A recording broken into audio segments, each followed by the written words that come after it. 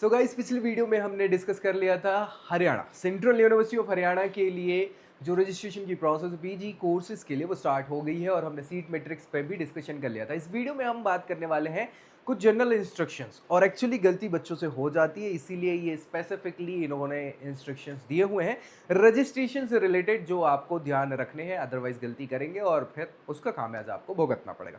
सो क्या क्या इंस्ट्रक्शन दिए हुए हैं वो हम यहाँ डिस्कस करेंगे, एक एक करके हम उसके बारे में आपको बताने वाले थे। ये ऑफिशियल वेबसाइट है और यही सारी चीज़ें आपको मिल जाएंगी। यहाँ से आपको क्या करना है कि पीजी वाली काउंसलिंग प्रोसेस पे क्लिक कर देना है। ये यहाँ पे दिख रहा है ना, ये पीजी सीयूटी एडमिशन, इस पर क्लिक करेंगे तो एक प्रॉपर आपका विंडो ओपन हो जाएगा और वो उस विंडो में सारी चीज़ें आपको मिल जाएंगी। अब देखो यहाँ पे जनरल इंस्ट्रक्शंस इन्होंने दिए हुए हैं, ये दिख रहा होगा आपको, इंस्ट्रक्शंस फॉर रजिस्ट्रेशन। इस पर ही क्लिक करना है, कुछ ज़्यादा दिक्कत होनी नहीं है और इस पर क्लिक करते ही आपको ये पूरा इंस्ट्रक्शन का पेज खुल जाने वाला होगा।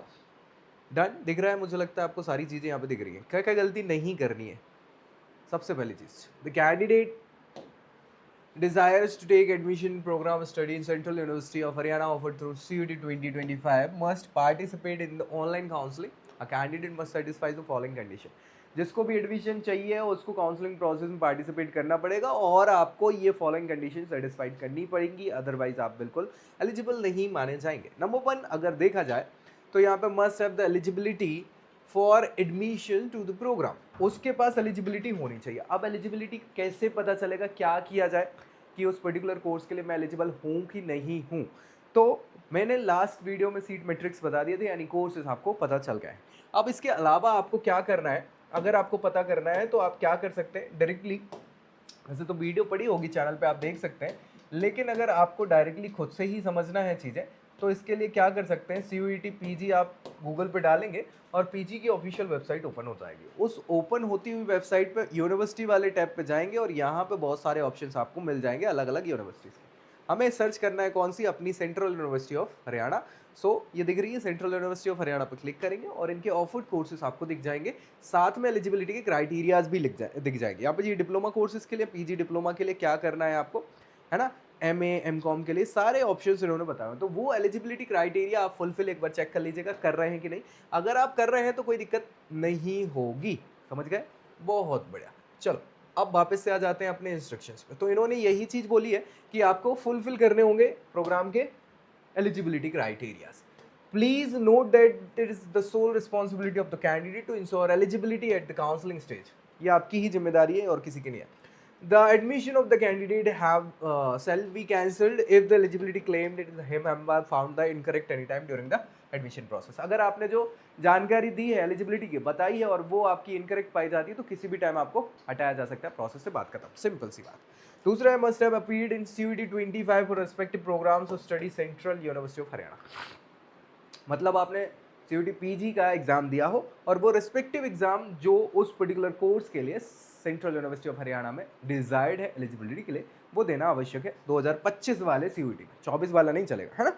तो इसमें देना है, अदरवाइज दिक्कत हो जाएगी। चलिए, एक तो ये क्राइटेरिया फुलफिल करना है। दूसरी है candidate satisfying the above condition and desires to take admission must register online counselling. ठीक है, ये कह रहे हैं कि भैया आपको क्या करना पड़ेगा, cuh.ac.in, ये ऑफिशियल वेबसाइट है, वहां पे आपको खुद को रजिस्टर करना पड़ेगा अगर आप यहाँ एडमिशन लेना चाहते हैं, तो वो तो करना ही पड़ेगा, ऑब्वियस बात है।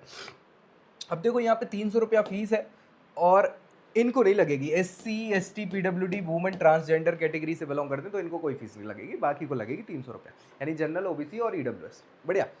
Candidate must ensure mobile number in email ID provided by him और her are valid and active during the counselling period.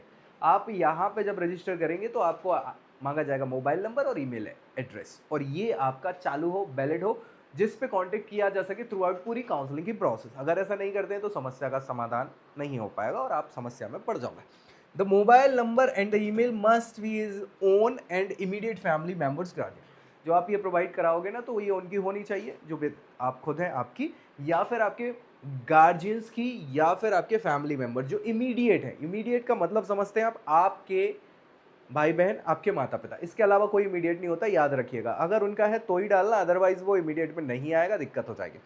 अगर गार्जियंस हैं तो गार्जियंस पे आप रख सकते हैं, मतलब जो आपके पालक हैं बेसिकली, तो उनकी डाल सकते हैं। वैसे कोशिश करो, ये बहुत सिंपल सी चीज़ है, आपका खुद का होना चाहिए। PG में आ गओ, अभी तक तो होंगे आपके, ठीक है, चलिए नेक्स्ट कंडीशन पे डिस्कस कर लेते हैं। Candidates are advise not to register with mobile number and email ID of cyber cafe owner और सम अननोन पर्सन। ये सबसे ज्यादा बच्चे कर देते हैं, क्या करते हैं, फीस फॉर्म भरने तो आप जाओगे कैफे पे, और कैफे पे जाओगे तो भैया ही से कह दोगे भैया भर दो, भैया भर देंगे और नंबर अपना डाल देंगे और सारी चीजें अपनी डाल देंगे, तो दिक्कत तुमको हो जाएगी। ये मत करना, और ये साफ तौर पे इन्होंने लिखा है क्योंकि सबसे ज्यादा यही कंडीशंस बच्चे करते हैं और वो गड़बड़ हो जाता है पूरा। तो लेट द कम्युनिकेशन गैप, क्योंकि इससे कम्युनिकेशन गैप हो जाता है। Similarly candidates are also advised to pay the fee from his or own account और the account of immediate family member guardian. It should not be from the account of cyber cafe owner unknown person, as the refund of fee if any arising out of the cancellation otherwise will be remitted to the ठीक है, वे ये कह रहे हैं कि भैया आप fees भी जो भरो वो कोशिश करो कि अपने अकाउंट से भरो, अगर इन केस रिफंड का कोई केस होता है तो उसी अकाउंट में रिफंड जाएगा जिससे आप पेमेंट कर रहे हैं। तो इसीलिए कोशिश यही करना है कि आपको क्या करना है, अपने अकाउंट से पेमेंट करो। आजकल तो बार कोड भी मिल जाता है, उसके हिसाब से हो जाता है काम। ठीक है, चलो तो ये कंडीशन ध्यान से रख लेना है आपको। इसके बाद candidates are advise to complete the registration process as per the schedule notified on the university website. ठीक है, ये तो सच्चाई है, हमने अभी लास्ट वीडियो में डिस्कस कर लिया था कि भाई क्या क्या शेड्यूल है। तो भैया 27 है ना, 27 ऑफ मई 2025 से आपकी ये प्रोसेस स्टार्ट है रजिस्ट्रेशन की, है ना, जो आपको दिमाग में रखनी है। और ये 23 आई थिंक 23 ऑफ जून 2025 को लास्ट डेट रहेगी। तो एक बार देख लेना, इसकी ही समय सीमा में आपको रजिस्टर कर देना है, सारी चीज़ें कर देनी, बढ़िया। The candidate who have not registered for counselling with in the stipulated time will not be considered for the subsequent stages of the online counseling। ठीक है, आप रजिस्टर नहीं करोगे तो आपको कैसे भैया वो कंसीडर करेंगे, नहीं करेंगे। The candidate are required to fill the preference while registration before the last date of logging the preference, failing in which preference will be automatically logged with the। ठीक है भैया, जैसे ही आप रजिस्टर कर देंगे और आपको जो समय सीमा दी है उसमें आपको अपनी प्रेफरेंसेस सिलेक्ट करनी पड़ेगी। अगर आप ऐसा नहीं करते हैं तो जो ऑटोमेटिक दिख रही है ना आपके डैशबोर्ड पे प्रेफरेंसेस, वो ऑटोमेटिक सेव हो जाएंगी। तो ये समस्या का विषय आपके लिए हो सकता है। The preference will be automatically picked by the system as default choices. जो डिफॉल्ट चॉइसेस में सिलेक्ट होंगी ना सिस्टम में आपके डैशबोर्ड में, वही चॉइसेस फिल हो जाएंगी और आपके लिए समस्या हो सकती है। Candidate must check the admission dashboard, email, mobile and university website for all communication, updates, schedule change in the schedule। ठीक है, तो इन सारी चीज़ों पे आपको ध्यान रखना है। मोबाइल ईमेल पे आपको आ जाएंगे कुछ कुछ अपडेट, अदरवाइज जो ऑफिशियल वेबसाइट है वहाँ तो सारी जानकारी आपको मिलती रहेगी, सो वो चेक करते रहना है। Based on CUET score obtained by the candidate, the comprehensive merit list will be prepared for each program and the same will be published in the university website from the फलाना डिमाना। ठीक है, वो यही कह रहे हैं कि जब बच्चे रजिस्टर कर लेंगे तो उसके आधार पे ही क्या है कि मेरिट बनाई जाएगी और वो पब्लिश कर दी जाएगी, वो वेबसाइट पर मिल जाएगी और उसके हिसाब से ही बाकी की फर्दर प्रोसेस होगी। The admitted candidate are required to pay the requisite academic fees of the programme within the stipulated time of the mentioned activity schedule. ठीक है भाई, जो शेड्यूल दिया है उसके हिसाब से जब अगर आपको रजिस्ट्रेशन हो जाता है, आपको सीट मिल जाती है, तो आपको फी पे करनी पड़ेगी और वो कोई दिक्कत की बात नहीं होनी चाहिए।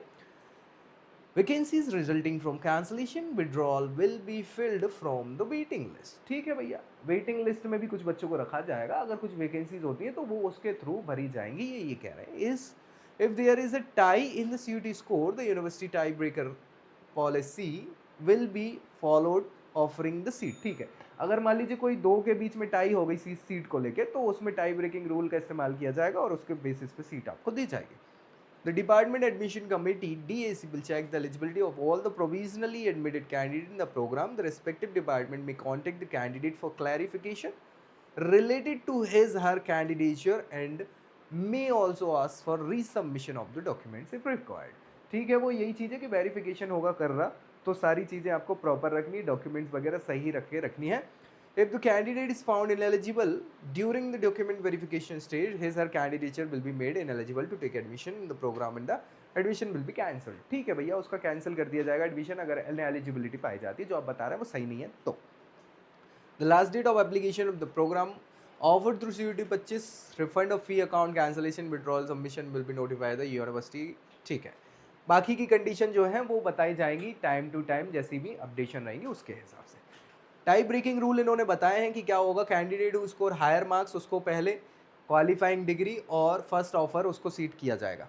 मतलब दो को मान लो सेम मार्क्स मिल गए, तो जिसके हायर मार्क्स रहेंगे क्वालिफाइंग डिग्री में उसको प्रेफरेंस पहले दी जाएगी। अगर फर्दर टाई स्कोर फिर भी रहता है सेम, तो उसमें क्या है कि the seat will offer the candidate who has scored higher marks in the concerned subject as per the eligibility in the program। फिर सब्जेक्ट पे आ जाएगा, कोर्स का था फिर सब्जेक्ट पे आ जाएगा, ठीक है। फिर देन उसके बाद अगर दोनों केस फिर भी सेम हो जाते हैं तो the seat will be offered for the candidate who has scored higher marks in the preceding degree, और रिलेवेंट डिग्री में उसके हायर मार्क्स होंगे तो उसको दी जाएगी। उसके बाद भी कंटिन्यू रहता है तो जिसकी एज ज़्यादा है उसको प्रेफरेंस दी जाएगी। In the case of the tie continue further record all the above mentioned case, the decision of the competent authority will be final and binding। ठीक है, फिर फाइनली अगर ये भी सब बराबर टाई ब्रेकिंग अभी तक चलती जा रही है तो जो अथॉरिटीज़ हैं वो जो डिसाइड करेंगी वही मान्य होगा, अदरवाइज कोई दिक्कत नहीं। तो बस ये सिंपल सी चीज़ें इन्होंने बता दी हैं और ये पूरे के पूरे रूल्स आपको दिमाग में रखने, अदरवाइज दिक्कत हो सकती है और रजिस्ट्रेशन आपका कैंसिल हो सकता है। सो क्लैरिटी मिल गई है। इस वीडियो में फिलहाल इतना ही। नीचे आप कमेंट कर सकते हैं अगर कुछ और डाउट्स आपका आ रहे हैं तो। बाकी अगले वीडियो में अगली जानकारी के साथ मिलेंगे, तब तक के लिए bye. I hope you like this video. For more such videos, keep watching our channel and do not forget to like, share and subscribe.